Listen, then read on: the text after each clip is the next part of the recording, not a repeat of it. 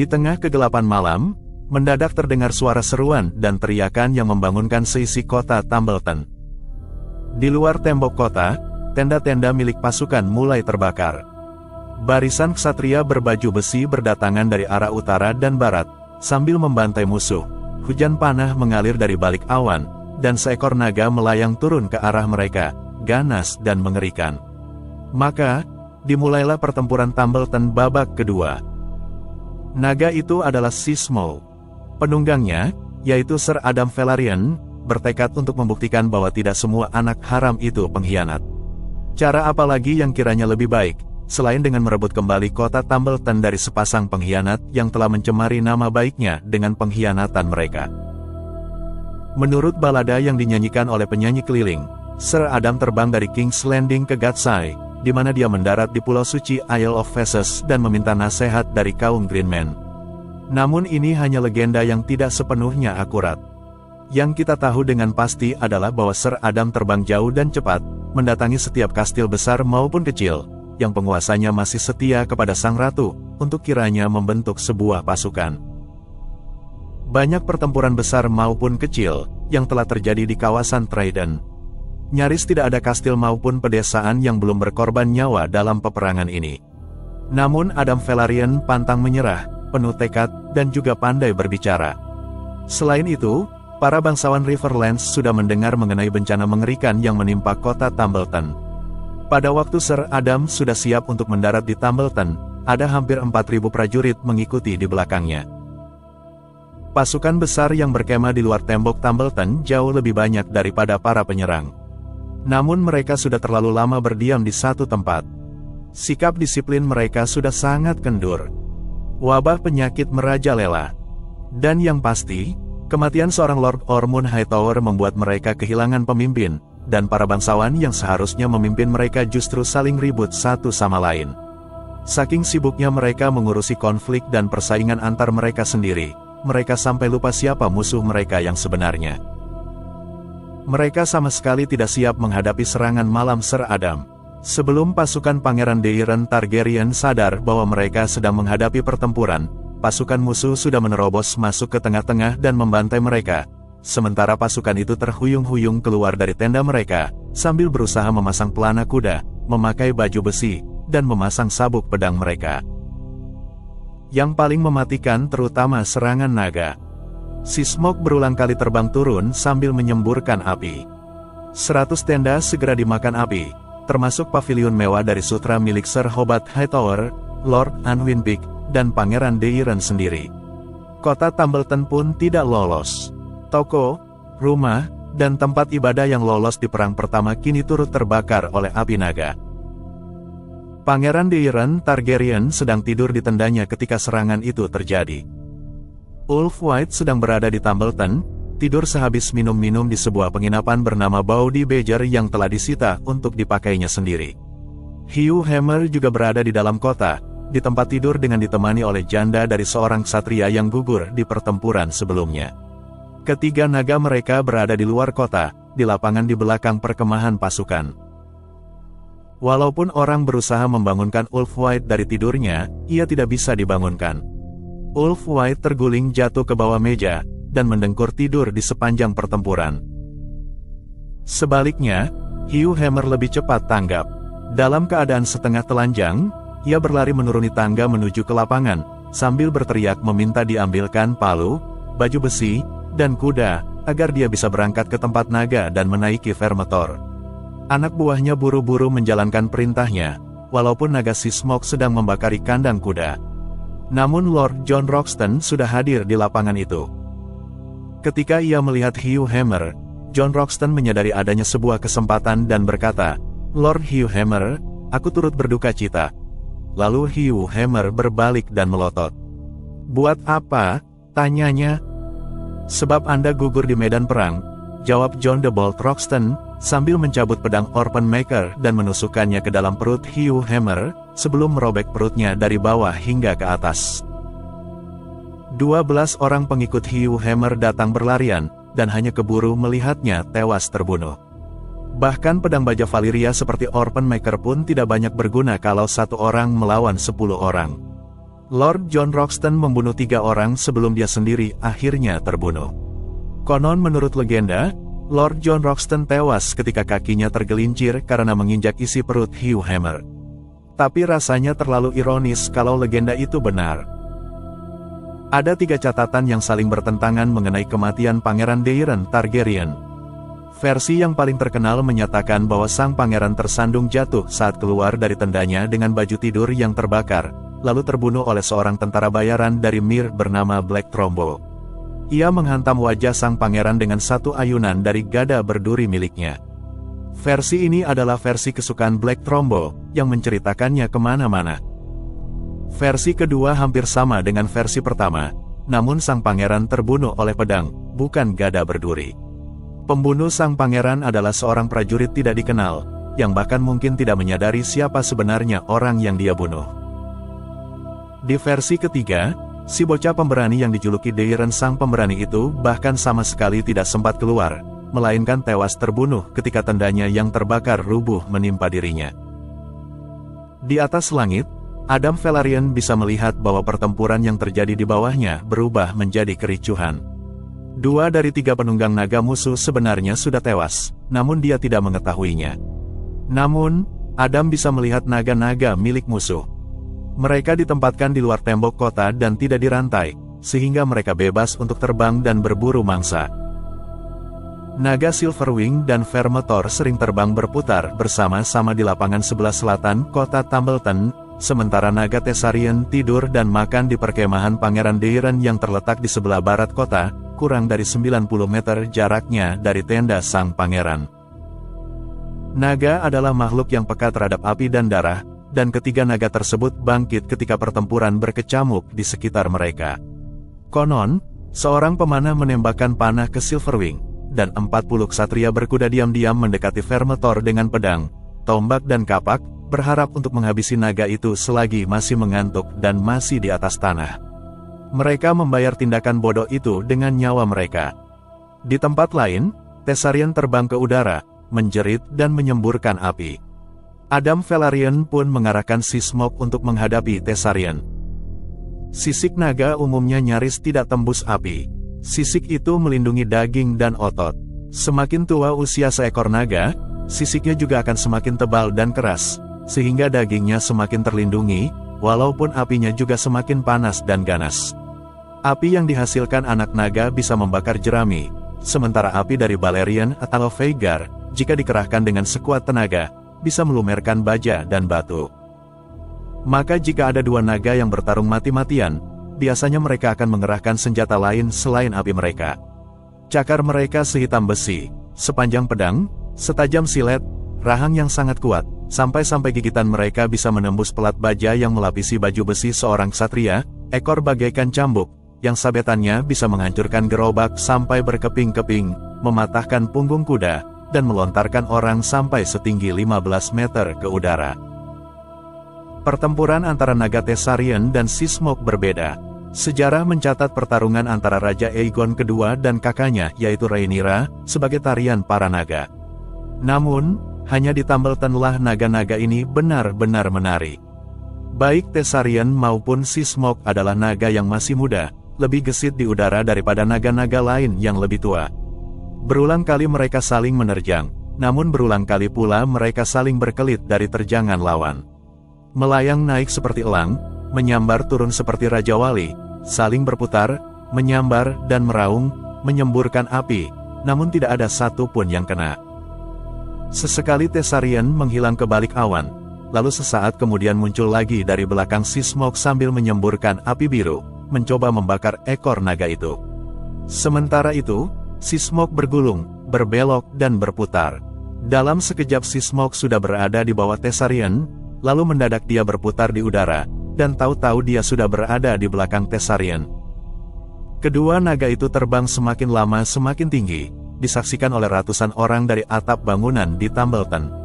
Kelak, ada yang berkomentar bahwa terbangnya Tessarion dan Seasmoke lebih mirip tarian sepasang naga yang sedang kawin, bukan bertarung. Tarian sepasang naga itu berakhir ketika naga Vermetor bangkit, meraung dan terbang ke udara. Sebagai naga yang berusia hampir 100 tahun dan berukuran tubuh nyaris sebesar Thessarian dan Seismog dijadikan satu, naga Vermetor, sang naga berwarna perunggu dengan sayap besar kecoklatan, terbang dalam keadaan marah, dengan darah mengepulkan asap di beberapa titik luka. Tanpa ditunggangi seorang pun, Vermetor tidak dapat membedakan kawan maupun lawan, sehingga naga itu melampiaskan amarahnya ke semua orang, menyemburkan api ke kanan kiri, menoleh dengan ganas ke siapapun yang berani melemparkan tombak ke arahnya. Seorang ksatria mencoba kabur di depannya, namun Vermetor menyambar ksatria itu dengan rahangnya, walaupun kuda ksatria itu sedang berlari. Lord Piper dan Dedings, yang sedang berada di atas sebuah lereng rendah, tewas terbakar bersama dengan Squire, pelayan, dan para pengawal pribadi mereka ketika Vermetor kebetulan menyadari keberadaan mereka. Tidak lama kemudian, Seismog turun ke atas Vermetor. Seismog adalah satu-satunya naga, dari keempat naga di hari itu, yang ditunggangi oleh pemiliknya.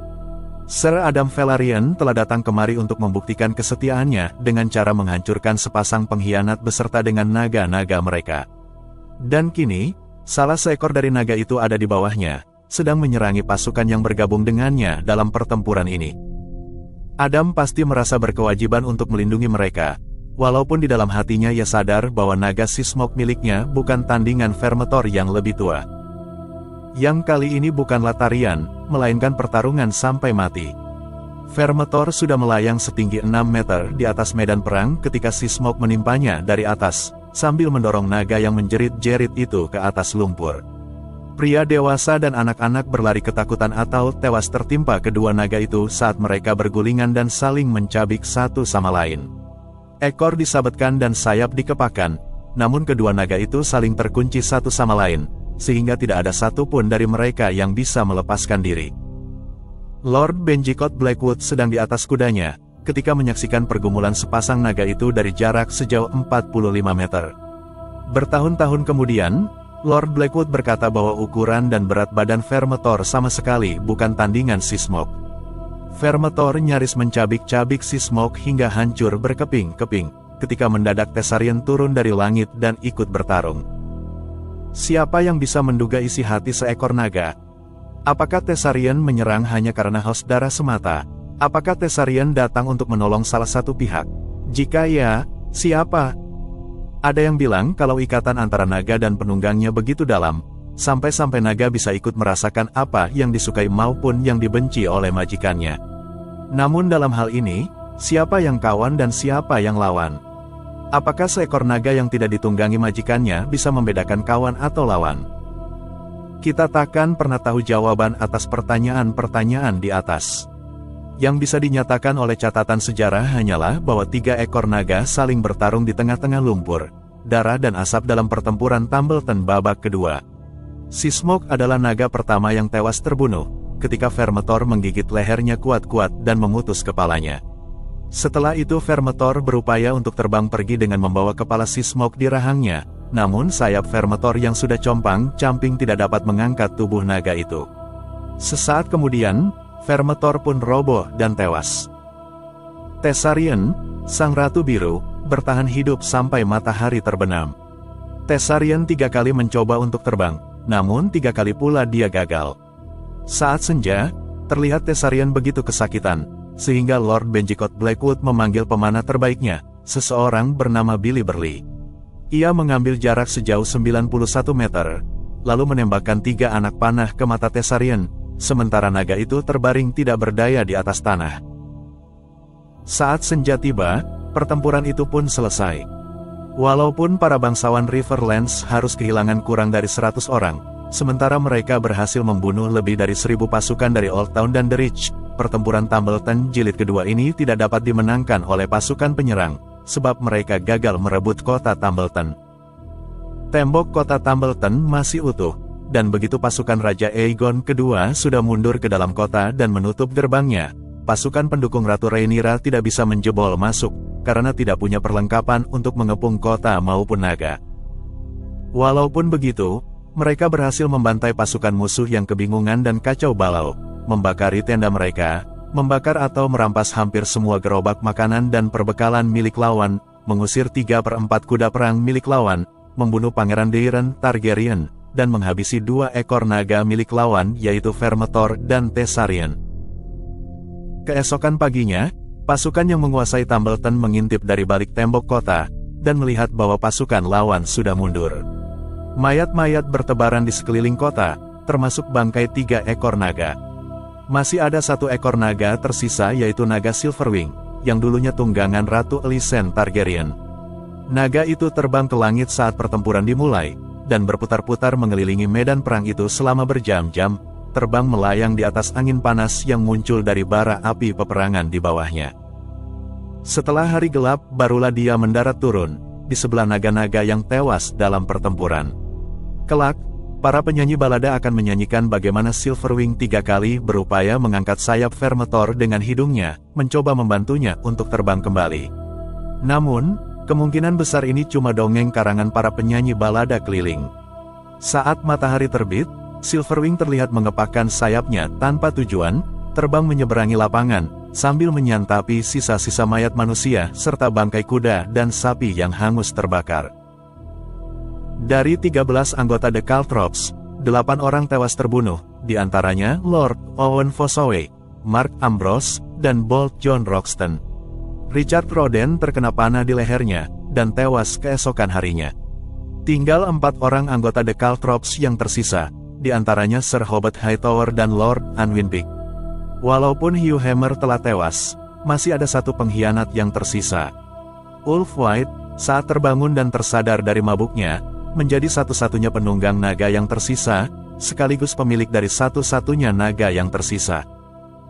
Hugh Hammer sudah mati, dan demikian juga pangeran bocahmu, kata Ulf White kepada Lord Peake. Tinggal aku satu-satunya yang kau miliki. Ketika Lord Peake menanyakan rencananya, Ulf White menjawab, mari kita berbaris ke King's Landing, seperti yang kau mau. Kau ambil alih kota itu, sementara ku ambil alih tahta Iron Throne. Bagaimana? Keesokan paginya, Sir Hobart Hightower menghadap Ulf White untuk memaparkan rencana serangan mereka ke King's Landing. Sir Hobart membawa 2 botol anggur sebagai hadiah, anggur merah dari Dorne dan anggur kuning keemasan dari Arbor. Walaupun setiap anggur yang pernah Ulf White cicipi selalu enak baginya, ia cenderung menyukai anggur yang manis. Sir Hobart pasti berharap bahwa ia akan meminum anggur merah yang rasanya asam, sementara Lord Ulf menikmati anggur kuning keemasan dari Arbor. Namun, sikap Hobart Hightower yang tidak wajar memicu kecurigaan Ulf White. Karena khawatir, Ulf menyuruh anggur merah dari Dorne diminum belakangan, sambil mendesak Sir Hobart agar meminum anggur kuning kemasan dari Arbor bersama-sama dengannya. Tidak banyak hal positif yang tercatat dalam sejarah mengenai Sir Hobart Hightower, tapi tidak ada orang yang meragukan caranya menyambut kematian. Daripada mengkhianati rekan-rekan seperjuangannya, Sir Hobart membiarkan squire itu mengisi cawannya, minum sampai habis, lalu meminta tambah. Begitu dia melihat Sir Hobart Hightower minum, Ulf White menggenapi reputasinya sebagai peminum, dan menghabiskan 3 cawan sebelum mulai menguap. Racun di dalam anggur itu lembut. Ketika Lord Ulf White pergi tidur dan tidak pernah bangun kembali, Sir Hobart bangkit berdiri dan berupaya memuntahkan anggur itu, namun terlambat. Jantungnya pun berhenti berdetak sejam kemudian. Setelah itu, Lord Anwin Peake menawarkan uang sebesar 1000 keping naga emas kepada setiap ksatria keturunan bangsawan yang bisa menjinakkan Silverwing. 3 orang maju. Ketika orang pertama tangannya digigit putus, dan orang kedua tewas terbakar, orang ketiga pun akhirnya berubah pikiran. Pada waktu itu, pasukan Anwin Peake, yang adalah sisa-sisa dari pasukan besar yang dipimpin oleh Pangeran Daeron Targaryen dan Lord Ormond Hightower dari Old Town sudah hancur berantakan. Banyak anggotanya yang kabur dari Tumbleton dengan membawa harta jarahan sebanyak mungkin. Mengaku kalah, Lord Anwin mengumpulkan para bangsawan bawahan dan komandan pasukannya, lalu memerintahkan agar mereka mundur. Adam Velaryon, yang bernama asli Adam of Hull, yang dituduh sebagai pengkhianat, telah menyelamatkan kota King's Landing dari musuh-musuh sang ratu dengan mengorbankan nyawanya sendiri. Pada tahun 138 After Conquest, tulang belulang milik Sir Adam Velaryon akhirnya dikembalikan ke Driftmark dari Raventry Hall. Saudaranya yaitu Alyn Velaryon, yang saat itu menjabat sebagai Lord of the Tides, yang mana ia adalah Lord House Velaryon yang sekarang, hanya mencantumkan kata loyal di batu nisan di makam Sir Adam Velaryon. Walaupun begitu, Ratu Rhaenyra sama sekali tidak mengetahui pengorbanan Adam Velaryon yang dilakukan dengan gagah berani itu. Pelarian Rhaenyra dari King's Landing dipenuhi dengan berbagai kesulitan. Di Rosby, gerbang kastil itu dipalang baginya saat ia mendekat. Pengurus kastil bawahan Lord Stockwood mengizinkan dia menginap, tapi hanya untuk semalam. Separuh pasukan jubah emasnya kabur di tengah jalan, dan di suatu malam, perkemahannya diserang oleh sekumpulan orang yang putus asa dan tanpa harapan.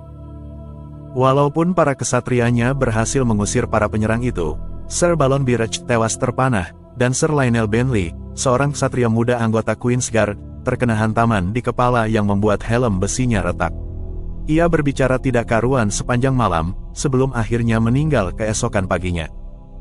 Dan Ratu Rhaenyra terus berjuang menuju Duskendale.